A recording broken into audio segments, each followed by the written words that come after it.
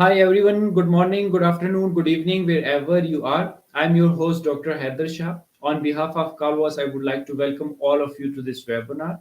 Thank you very much for joining us.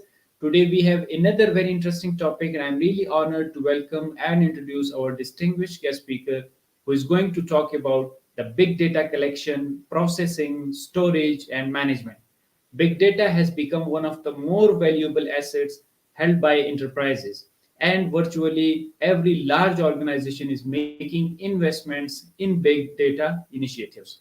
Moreover, it provides information from variety of sources to capture a complete and accurate picture of enterprises operation, the insights, and to make the critical business decision.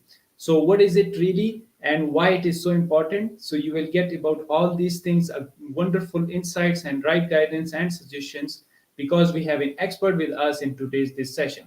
So stay tuned because an amazing stuff are coming ahead in this session. So before we start, I would like to thank Calvas for arranging such enlightenment sessions, for their support and providing us such a wonderful platform. The aim of Calvas is to give you the opportunity to connect and interact with world renowned speakers, academic leaders, teachers, authors, researchers, experts, professionals, and businessmen to learn from their experiences, recommendation, and suggestion, which will create an impact and will enable you to learn and develop yourself in order to grow and transform individually, as well as to contribute to the world in a positive way. As our slogan is come, learn, and share knowledge. So today we have an amazing person as guest who has a vast and wonderful experience, internationally known and recognized personality. He is a great human being. He is known for his excellence and admired by the people around the globe, who is contributing on various platforms and always ready to support and share his knowledge. So let me introduce him formally. He has over 20 years of experience in project management, strategy consulting, as well as managing, developing, and delivering the both postgrad and undergrad universities program, as well as supervising research projects and degrees. His books and articles cover a wide range of business, technology, higher education, and educational policy related areas and have been published not only in Australia but also in Singapore, China, Russia, Germany, and the UK. Moreover, he has been lecturing MBA and MIS students at some of the leading Australian universities. In 2013, he was voted by student of the Charles Sturt Universities as the university's number one lecturer, narrowly missing the list of top 10 Australian lecturers. In addition to that, in 2003, he founded the Baron Consulting and one of the Australian's leading consulting and training agencies in the field of digital transformation. The consulting and training services are currently available in the Australia, Melbourne, and Sydney, China, Singapore, and New Zealand. Last but not the least, he's a wonderful speaker, author, teacher, researcher, professional, and above everything, a great human being. So please help me in welcoming our guest, Dr. Michael Barron. Welcome to the Calvas platform, and thank you very much for joining us, Prof. Thank you so much, Haider. I really appreciate the invite. I think you are doing a great job attracting academics from all over the world to work together, to collaborate, to share our work. And I believe in today's day and age, this is the only way we can advance our skills and assist the world in the best possible way. We've got to Yes. share our skills around, we've got to disseminate the knowledge, and we've got to learn from each other. And I'm really appreciating every opportunity I get to learn from you and your highly esteemed colleagues. Yeah. So Yeah. today I will talk about the work I've been doing recently in the field of big data management. Big data has been around for a long time. Unfortunately, we haven't optimized our approaches to handling big data well for many, many years. And this is where COVID has been truly instrumental to give us the push that we required. Recently, I've been based in Melbourne, Australia, which is COVID capital of Australia. We had so many lockdowns, and also the curfew capital of the world. Only China took this title away from us recently because they had a lockdown for longer than we did. So, in the light of this, companies had to totally reshuffle their business operations, not just companies, government agencies, universities. Everybody had to adjust the way things have been done. And suddenly we realized that we need intimate knowledge of what's going on. And the only way to gain this knowledge is look into the data and understand what the data is telling us, the real life data. And this is when we started making a lot of progress, I feel, in how we treat the big data, how we appreciate its importance, and how we're learning to work with it better. So, uh, just a brief note about how I got involved with big data first. It happened many, many years ago in the late 1990s. At the time, I started working with the information systems, and I noticed there were a lot of discrepancies between how organizations treated the data. They were not formatting it in a common way. They were not very concerned about the global impact. They were not very concerned about what others were doing. They felt that all that mattered is really how they handle data within their organization. The fact that others in the industry are doing things differently, they acknowledged it. They didn't seem to care much. It was not their priority. Within their own organizations, when organizations were truly large, they sometimes didn't think about bringing data to the common format. To them, it was important to get some information at some point, and then they would feel they have enough knowledge at their fingertips to have the right direction to travel within. So, just trying to clarify what big data means to me, because I think there's many different approaches to what is big data and what is not big data. So, in a nutshell, big data refers to data sets which are large and complex. It can come from wide variety of sources. And of course, while we refer to big data as something which is large and complex, these days, I think we got to the point when the size of the files doesn't really matter. No matter how much data we have at our fingertips, we can always work with it as long as we can bring into common denominator. So to me, the big data challenge is all about bringing data coming into different formats to a single format. And when people say it's too difficult, think about currency exchange. When countries around the globe started trading currency, they were complaining how difficult it is. Well, this is example of big data, different currencies with different values. And then over the time, we don't even realize we're dealing with big data. It's a very trivial kind of process that all of us are going through every now and then, converting one currency into any other currency of our choice. It's not painful at all. It's not causing us any challenge because we learned how to deal with particular kind of big data.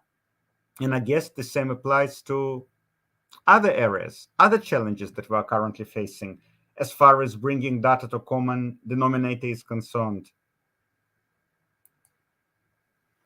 So, just to summarize things a little bit, I think we're living in the world where people love to summarize using in fancy ways, such as, for example, for marketing mix, they're using 4 Ps or sometimes 7 Ps of marketing. For big data, we like to talk about 5 Vs of big data. Well, it's really easy to remember because all the factors that we are to consider start with the same letter V.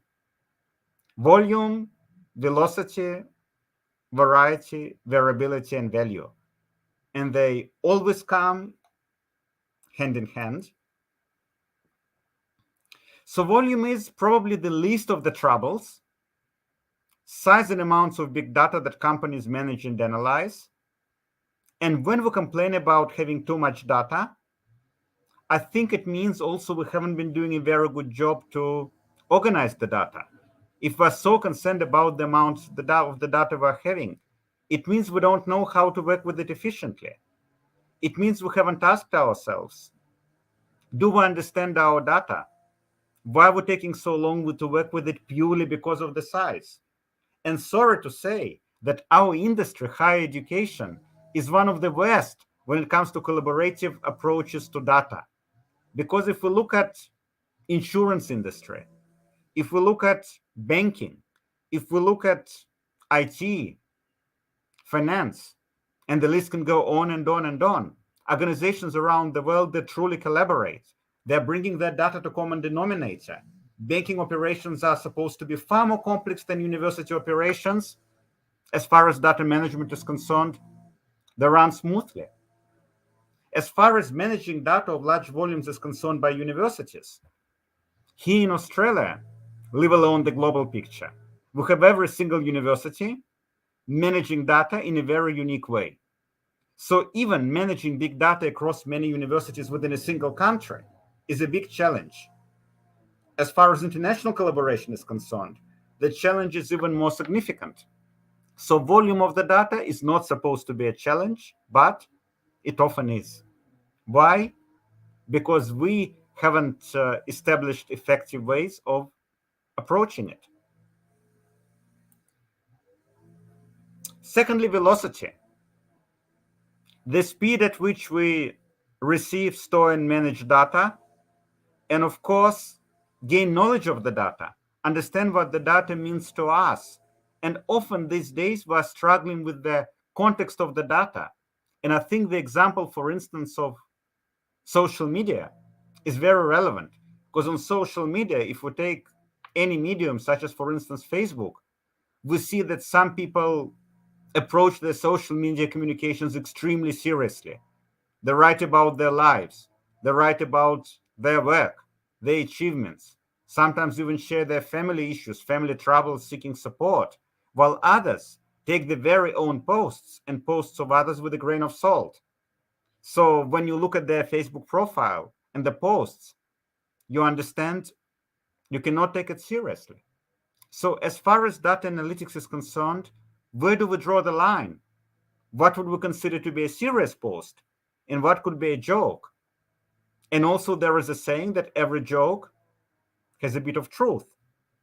So, this is another challenge, understanding what the data actually means.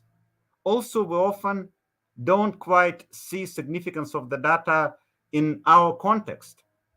For instance, many years ago, I had to write a minor thesis as part of my master's degree. And in the end of the thesis, when I got my result, I discovered that my result was only a pass.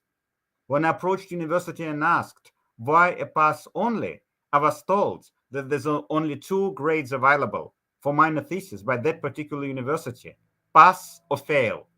No high distinctions, no distinctions, just pass or not pass, which is totally fine with me. But later, when I started sharing my results with others, with employers, within the academic community, they kept asking me, what went wrong? Why a pass only? Because other organizations obviously have different approaches to how they treat minor thesis. So this is classical example of data discrepancy.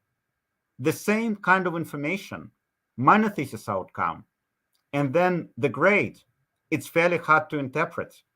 So we can say that there was a big data challenge interpreting results of degrees, results of courses. And again, needless to say, in Australia alone, different universities may have different grading systems. Around the globe, because I have a number of universities clients, well, I encountered many more discrepancies of all kinds. Something for us to work on. Then, variety, diversity and range of different data types, and data being unstructured, semi-structured, and raw. And another challenge that I experienced recently in the light of COVID, we need to operate very fast because environment around us is changing very fast. And to be responsive, we need to understand the data. And if data is raw, we're not really able to process it. But with COVID, many agencies became preoccupied with data collection. So much new data is coming our way. let's collect it as fast as we can. So one agency was responsible for collecting the data, other agencies were responsible for analyzing the data. The agency that is collecting, it knows what its task is. They collect as fast as they can, as much as they can. They pass it on to analytical partners. Analytical partners are asking, hang on, what are we supposed to do with it? So there were all kinds of delays and confusions. And to some extent, it slowed down our COVID response. It also slowed down our recovery, economic recovery. And I guess it's been fairly similar around the globe because, okay, we can say that we were unprepared for COVID. But in project management, one of the favorite concepts that we like to work with is known unknowns. We know that always there's going to be some unexpected things happening. We need to be prepared. We need to account for them. We couldn't possibly know that COVID will happen. But we understand that in today's day and age, data may start coming at any point in very unpredictable formats. The outputs that we're receiving may become extremely unusual. Things are changing fast. What shall we do? We need to be responsive.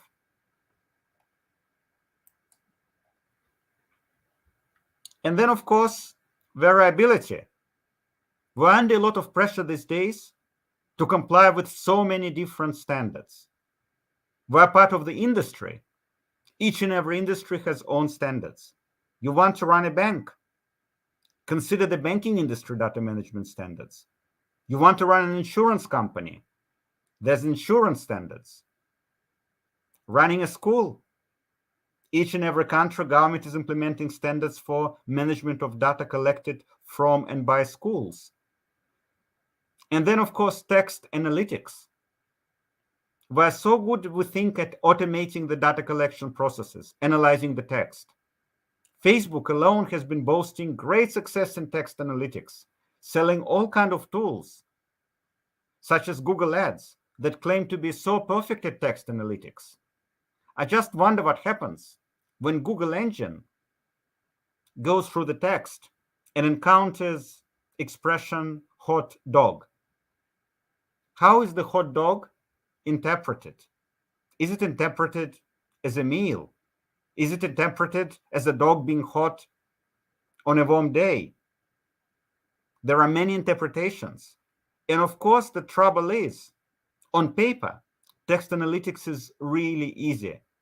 In the real world, it's really hard if you want to be accurate. And of course, for us as academics, it's particularly important to ensure accuracy of what we're doing.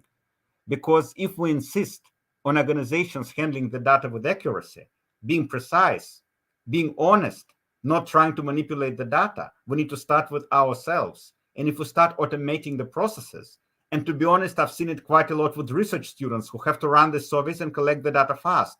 Let's automate the data collection process. And after this, they do collect a lot of data. They collect it fast. The question is, can we really trust the data that they're collecting? I often have doubts as far as text analytics is concerned.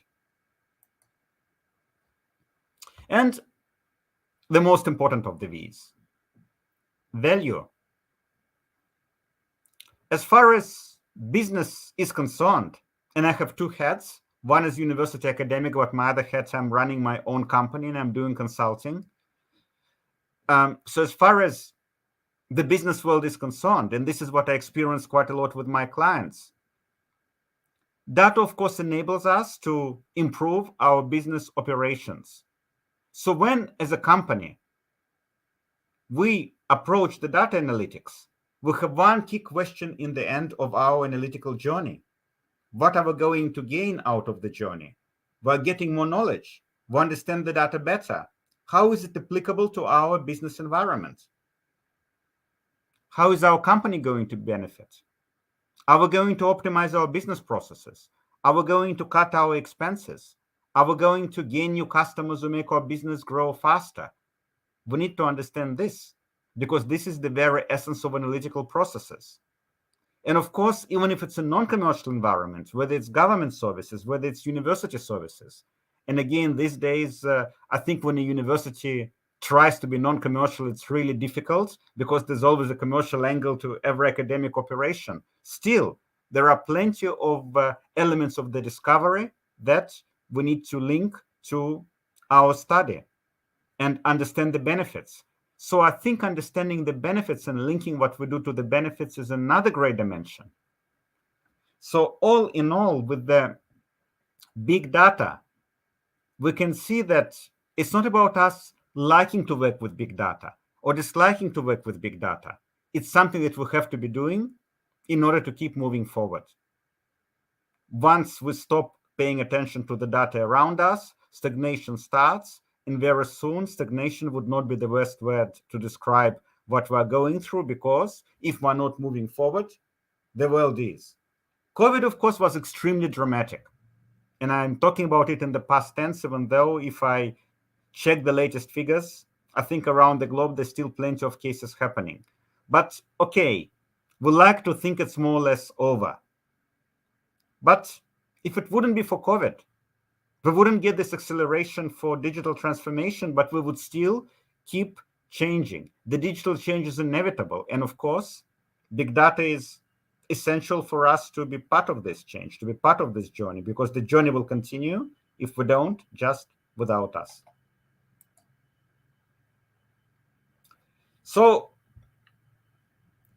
I don't want to be technical today, but just some of the factors we need to consider when we're getting started.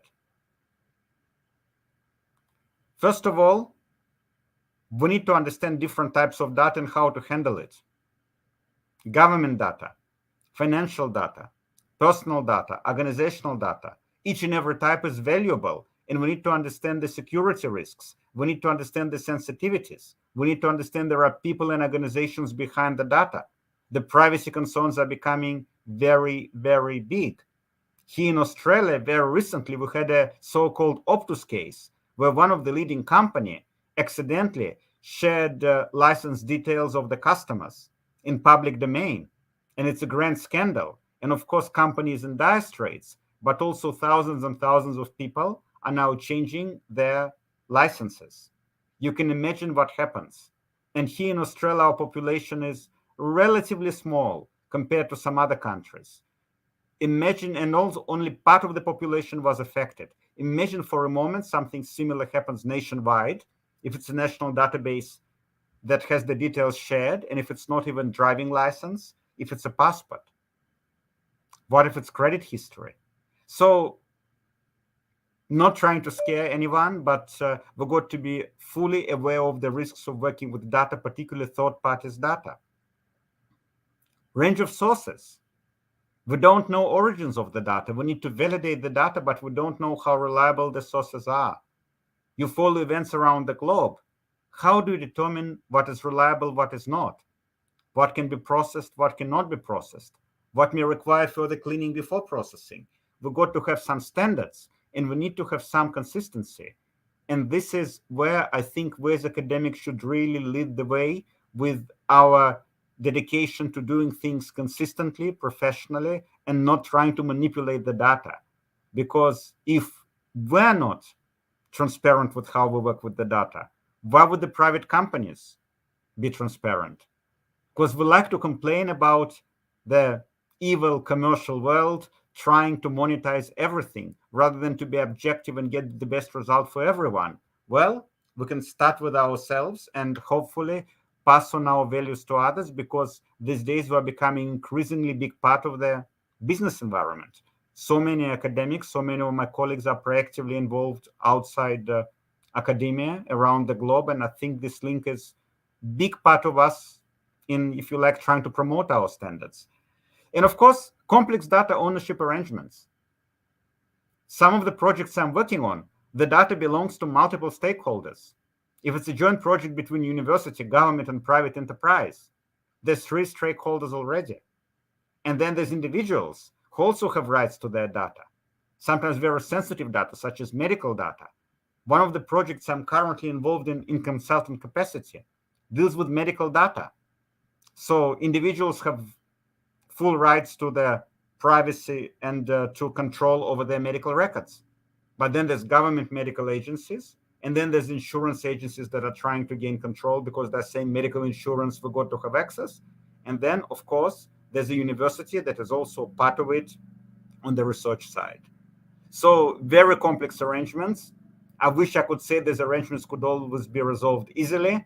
Let's just say we're trying to work towards those resolutions. Work in progress.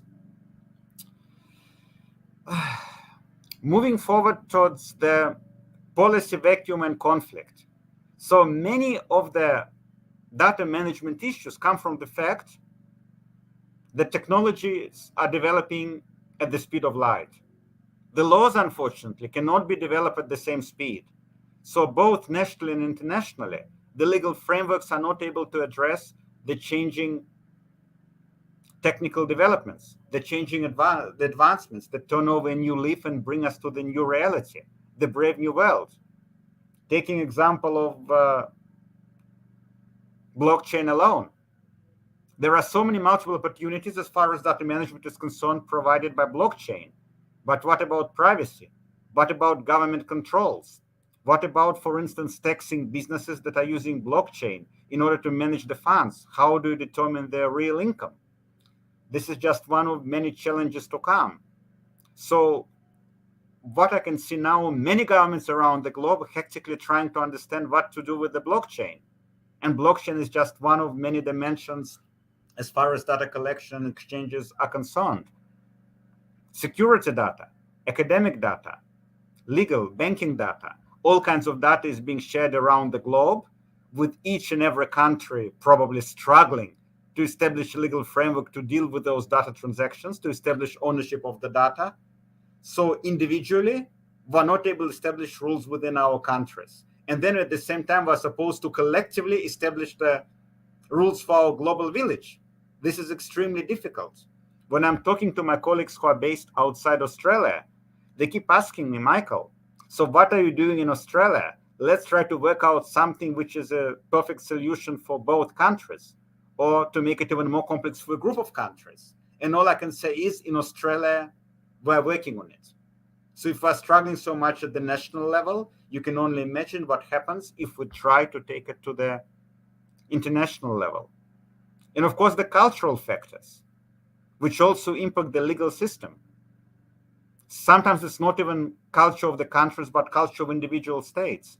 Here in Australia, 2 states have particular strict rules as far as data on the minors is concerned, as far as schools sharing and analyzing data of the kids they are servicing is concerned.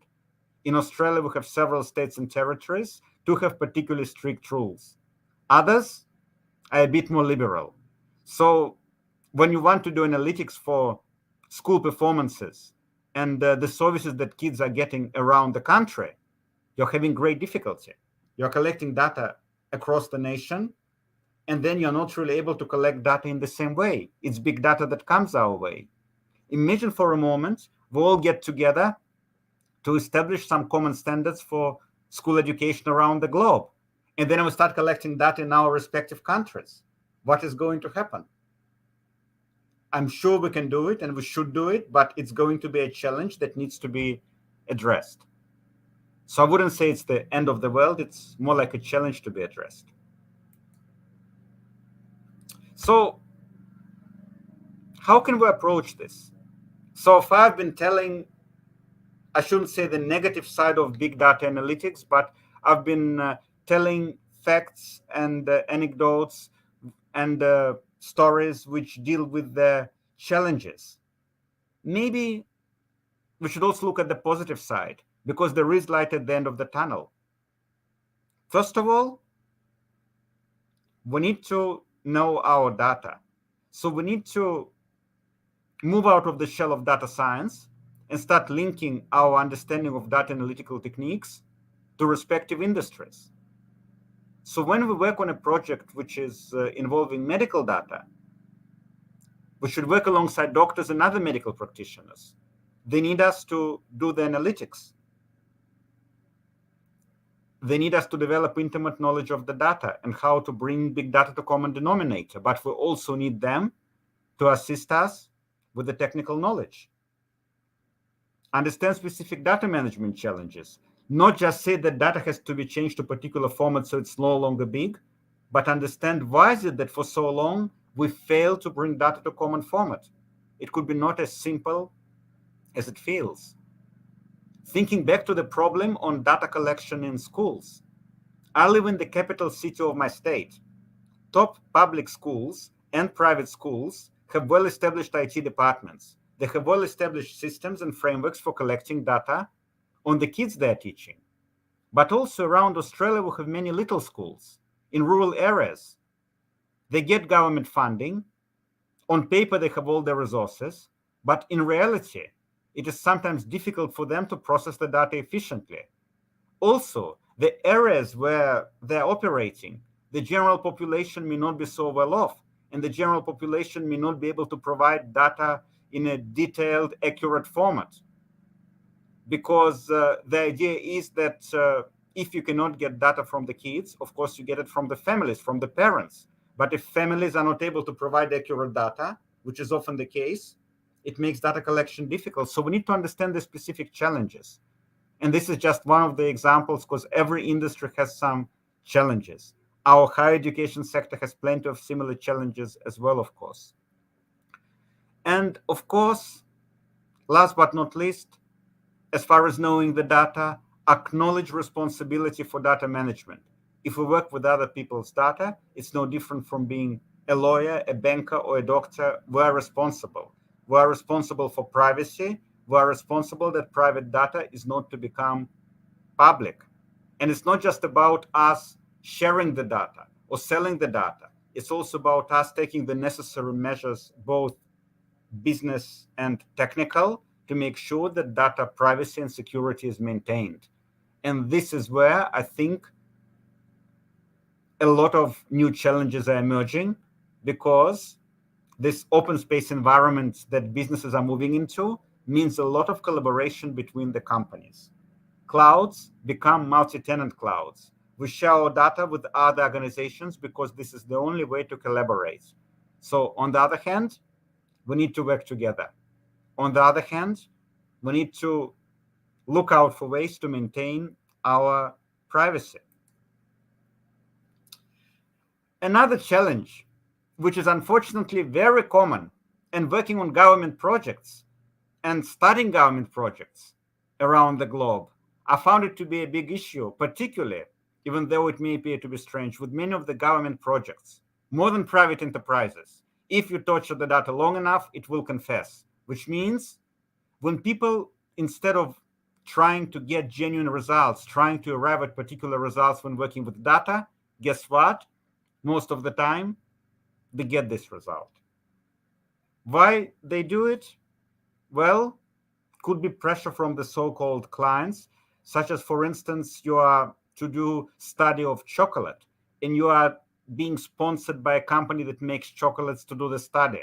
And the company will probably expect you to produce results which explain that chocolate is really good. And next time, if you do a good job, you may get an order from the dental association explaining how good the lollies are. So everybody starts consuming the lollies and they get more customers. But other way around could be that the Heart Foundation may say, listen, lollies and chocolates are bad.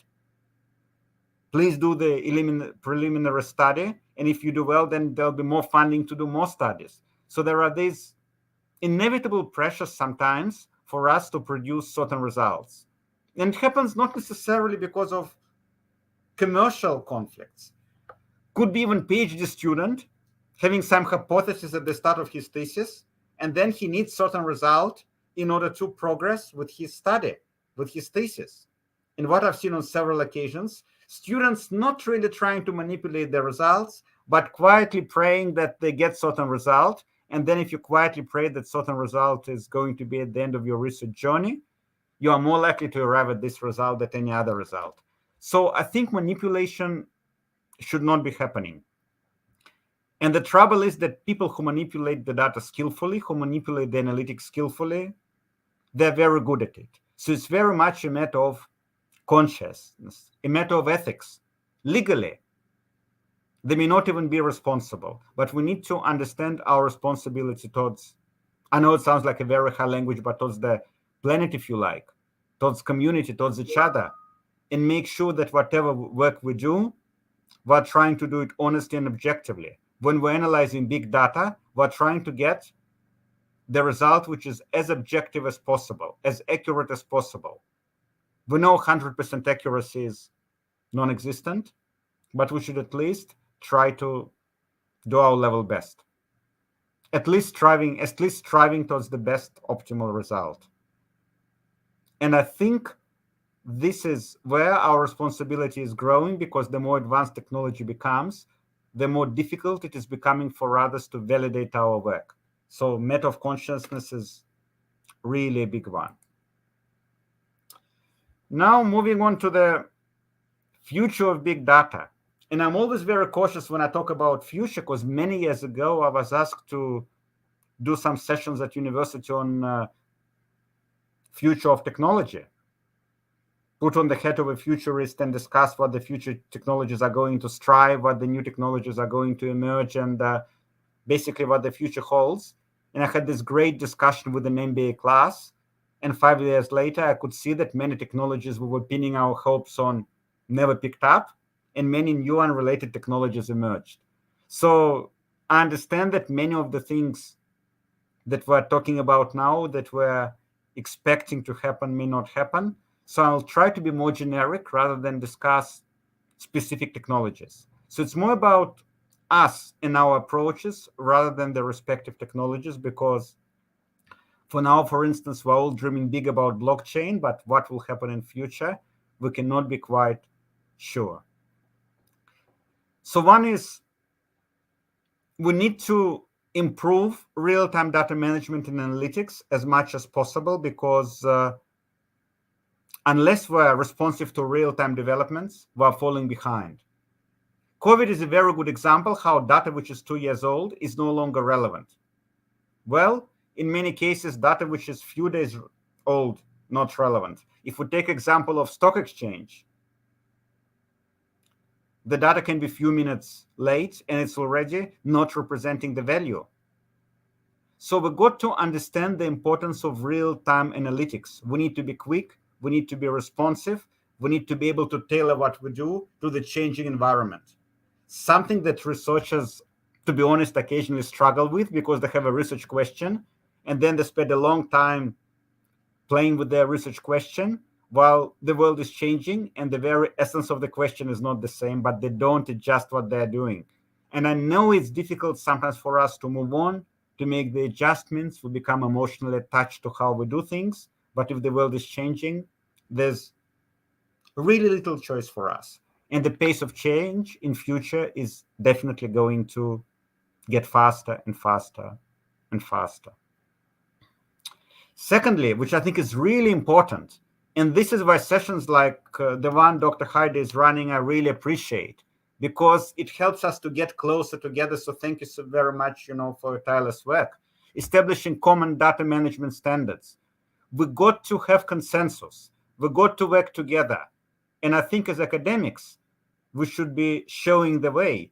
Even private companies, while competing against one another. If you look at most industries, the industries are becoming truly collaborative. Insurance industry, banking industry. There's a lot of talk about competition, but while competing, they're working together. Telecommunications, they're working together. Whichever industry we look at, effectively, it's all about joint efforts. Governments likewise, there are all kinds of issues and disputes, but in the end of the day, they have to sit down around the round table and work together. So ourselves and others, and it's always good to start, with yourself. So starting with us, need to look into common data management standards. The more we arrive at common standards, the easier the data analytics is going to get. The cheaper, the faster, the more accessible to others. So for instance, if we have access to analytical tools at universities, we should always make them accessible to serve local community, to serve small businesses who don't have expertise or funds to do the analytics. So maybe we should be able to assist. Also advise them how to do it cheaply and effectively and tailor to their respective needs. And of course, again, last but not least, because the future is always unknown, but We need to strive to know it. We need to embrace predictive analytics to a greater extent, not look into the past, but look into the future. Unfortunately, past doesn't always tell us the story of the future. When I was growing up, one of my favorite expressions that I learned was history repeats itself. It's very, very true, I think. But when and as history repeats itself, it doesn't quite repeat 100%. Always new dimensions are added. We need to understand what those dimensions could be. Otherwise, whatever we're doing will not be addressing the current needs. And I think with big data analytics, the very reason we do it, we're striving for currency of our knowledge. We're currency for striving of our understanding. Once the currency is lost, unfortunately, it's no longer relevant. No matter how we feel valuable it is, and no matter how much we're emotionally attached to our findings, they could be interesting reads. They could be important maybe for future generations to understand what we were doing during our generation leading the world, but obsolete and not significant for future development, of course. So thank you very much for your time. And once again, I would like to thank Dr. Haider for having me over, because I really feel that collaborative initiatives are so essential for everyone to work together and to build a body of knowledge, really. Because without collaborating with others, it's very hard to find our way in the ocean of information available. No amount of reading can compensate lack of collaboration with colleagues. So if at any point anybody would like to get in touch with me, those are my details, and I'm always open to having a chat, to collaboration, to discussing projects of all kinds, and providing assistance wherever I can. And if there are any questions for me, I'll be very happy if I could take them on and answer. So thanks again. Yeah. Thank you very much, Prof. The way you started the presentation was so great. Really, we appreciate your efforts. I love the way you started it from understanding the big data first. And then, very nicely, we have mentioned the 5 V's for it. And I loved your different phrases you included in your presentation. In your volume, you said it that it seems to be very difficult, but that actually is make things easier for you. And I love your analogies in variety which you discussed that we have different interpretation, and yes, of course, we have the different interpretation, but now how you are going to use it, that is a challenge, and that is the wonderful part of it as well. I love another very interesting part that you talked about the industry as well as the academia, because both of them, they go hand in hand. And very nicely you have given the examples that why certain results are being manipulated, are changed, and what are the different stakeholders, and they have their own interests, and sometimes the student, they see the results which are contradictory to their research journey, as you mentioned as well, because they have to see that whether the results are supporting them or not. And similarly, very nicely you have given the responsibility that big data is giving you a wonderful insights and wonderful information. Now how you are going to use it, that is the wonderful part and challenging as well. I love the data torturing part, that was so nice, so great, and it will reveal itself later on. But now it's the more or less the moral responsibility, and you are as a researcher, that how you are going to interpret the data, which is actually uplifting the life of the people, and how it is going to impact the world in a positive way. I believe you connect each and everything in such a wonderful way, and then you end it on the future of it, which was very nice. And you mentioned very rightly that I will talk about the generic, not the particular technologies, because the technicalities and things are very difficult to understand for some audience as well. But very nicely you have mentioned, and I love the way you connected the first thing to the last, because every presentation, everything was so much connected with each other. And I was just amazed at how great teacher you would be in the class when you will be giving a lecture, and it would be more than just 1 hour, and you will be sharing such a wonderful knowledge and information with the students, because in such a small session of 1 hour, I learned so many new things from you. And I love the part of your researcher, that in your 5 weeks you have mentioned the reference as well, which is the beauty of the researcher. They always come up with the reference, they will give the reference, and they will justify what they are saying, and it is backed by what. Really, Prof, I appreciate your wonderful efforts and the way you presented, and I above everything, your content was so simple, but at the same time it was so great because you were explaining things in a wonderful way, and I was highly engaged, and really the audience around the globe, they would have enjoyed your presentation, and they will be enjoying when in future they will be watching this session, because it's so enlightenment session. Thank you very much, Prof, for that. And if you allow us, should we start with the first question, please? That would be fantastic. And thank you so much. And once again, thank you for running those sessions, because without such sessions, it would be impossible to share ideas and thoughts around the globe, because this is really a global forum. Yeah, thank you very much, Prof, for your appreciation and encouragement. People like you are the real contributor who spare their time, and they come and they explain things, and they are always ready for collaboration and for guidance. That's the wonderful part, Prof. We are doing from our side best, and you people are doing from your side best, and collaboration is actually where we are. Having the contribution back to the society and back to the globe. I think that's our responsibility to uplift the society and the community, so that we have better world to live for upcoming generations as well, which is our Sure. responsibility. Thank you very much, Prof. Thanks, Rick. Thank you. Yeah. So, Prof, let me just start with the first question. The first question is from the undergrad student, which is he said that, Prof, my question may be so naive for you, but please, can you just describe the difference between the analysis and processing big data? Big, yes, please. Fantastic. Thank you very much. Very good question. Whenever somebody says, I have a simple question, or I have a silly question, or I have a funny question, usually it means that the question is quite sophisticated and interesting and very useful. So, regarding analytics and processing, processing is something that has to be done before we get started with analytics, particularly in case of big data.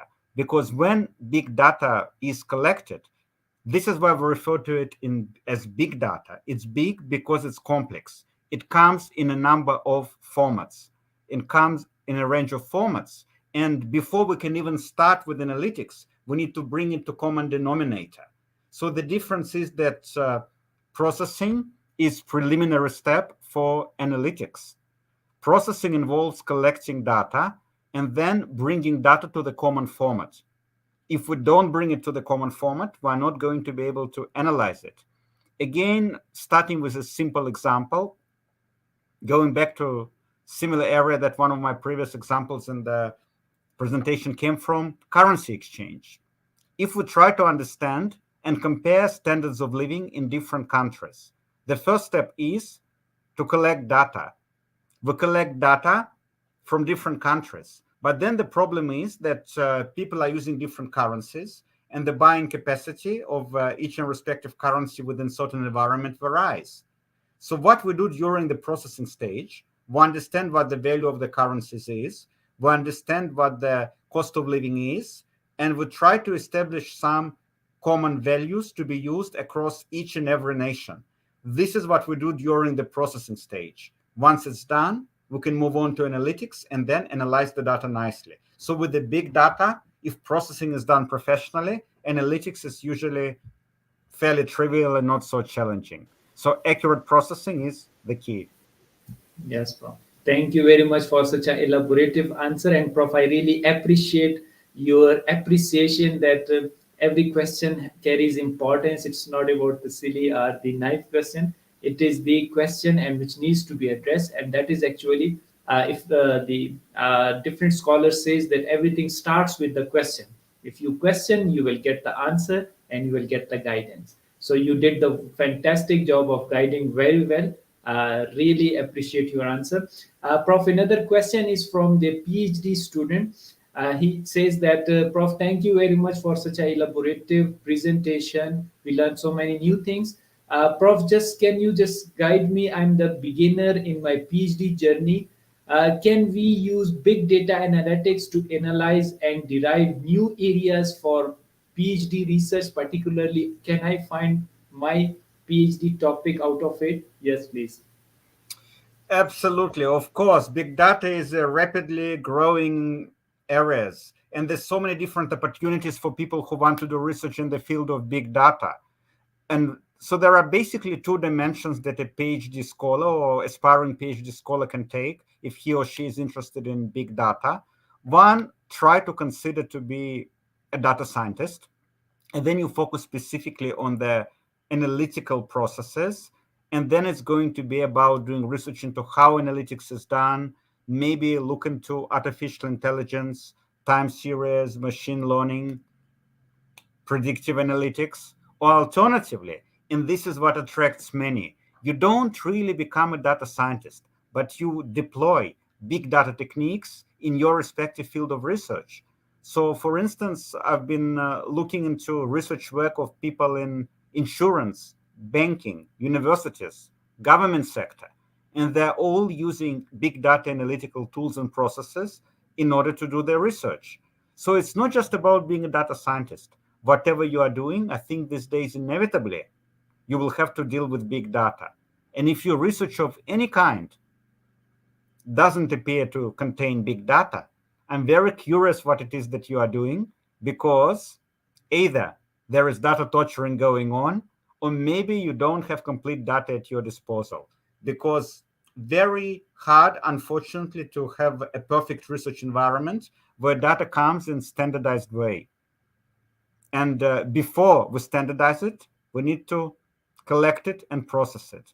And this is what big data management initially is all about. Step one, we need to bring big data to common denominator, because initially almost all the data is going to be big. Yes, Prof. Thank you very much. Once again, you have given a wonderful answer, and I'm really enjoying the way you are giving answer because you are explaining it very well, Prof. Thank you. But since we know that you have time limitation and you are supposed to attend another conference as well, one last question, Prof, which is very interesting as well. They say that, Prof, please share your thoughts. Can we use big data analytics to automate or replace manual literature review that are conducted by researchers? Yes, Okay, please. this is yeah. Okay, this is a very good question, because I was having a seminar with students on analytical tools and artificial intelligence, and because they were in naughty mood, they were asking if they can get you know analytical engines to write assignments for them. And we had a big discussion whether it's possible to improve assignment production, assignment making through big data processing tools, and how to get machines, which is not really supposed to be legal, to write assignments for the students. And then next time we have an on campus meeting, I shared this discussion with my colleagues. And they say, Michael, we have one question. Students want to use those tools for writing assignments. Can we use those tools for marking assignments? Otherwise, it's not fair. They'll be producing assignments using the artificial intelligence, but we still have to mark. It's not a fair world. Now, regarding tools producing literature review, I think on the one hand, when we can make our life easier with the data processing tools, particularly in certain fields, when we're collecting information for literature review. But on the other hand, we still require a lot of industry expertise. One thing we always need to bear in mind, there's a lot of decision support systems available, but nobody ever refers to a decision-making system. So in the end of the day, the final call is yours. You can use big data processing tools to collect information for literature review. You can arrange your information better. But in the end of the day, you have to establish at some qualitative level how important the information is, how relevant the information is. So can data processing tools replace you fully as far as creation of literature review is concerned? The answer is no. But is it very useful? And in the near future, is it going to become essential? Definitely yes.